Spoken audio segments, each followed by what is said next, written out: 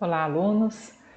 Dando prosseguimento, então, agora o que a gente já vinha falando sobre classes, então a gente falou sobre os conceitos, sobre o paradigma de orientação a objeto. Então, nós vimos o que é o objeto e vimos o que é uma classe. Só para a gente refrescar a nossa memória, quando a gente fala de objeto, a gente pode dizer, no contexto do paradigma de orientação a objeto, a gente diz o seguinte: todos os elementos que compõem esse universo do nosso sistema, a gente diz que são objetos que possuem comportamentos e que possuem características e possuem uma identificação. Então, identificação, características e comportamento. Tudo que compõe o nosso sistema, ele tem esse perfil. E aí a gente diz que então que são os objetos e a gente diz que são classes, então a forma de a gente agrupar esses objetos. Ou seja, é aquilo que dá a característica ao objeto, ou então os objetos que têm essas características, portanto, semelhantes, a gente classifica então e agrupa esses objetos numa classe. E aí a gente viu que no nosso ambiente a gente pode ter então vários objetos e esses objetos se interrelacionam.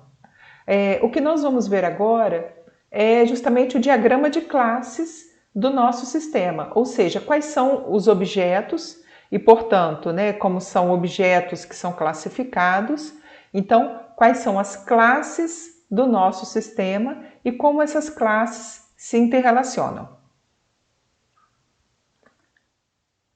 Bom, então a gente parte para um novo artefato para o nosso sistema, que é um novo diagrama da UML, que é o diagrama de classe.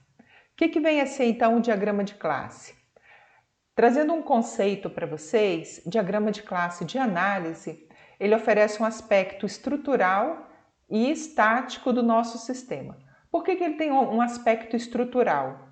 Porque ele mostra o sistema para a gente estruturado internamente. Então, ao contrário do que a gente via lá no diagrama de caso de uso, que a gente tinha uma visão externa do sistema, aqui a gente tem uma visão interna. Então a gente via como que o nosso sistema, lá no diagrama de caso de uso, como que o nosso sistema se comunicava com o meio. Aqui não, aqui a gente está vendo, o objetivo nosso é olhar internamente no sistema. Quais são os elementos, então, que compõem essa estrutura do meu sistema? Num primeiro momento, a nossa visão é simplesmente de análise, ou seja, das entidades que a gente tem lá no mundo real e que a gente traz para o nosso sistema, tá? Mais para frente, quando a gente falar de projeto, então a gente vai inserir alguns outros elementos, mas não é o caso agora.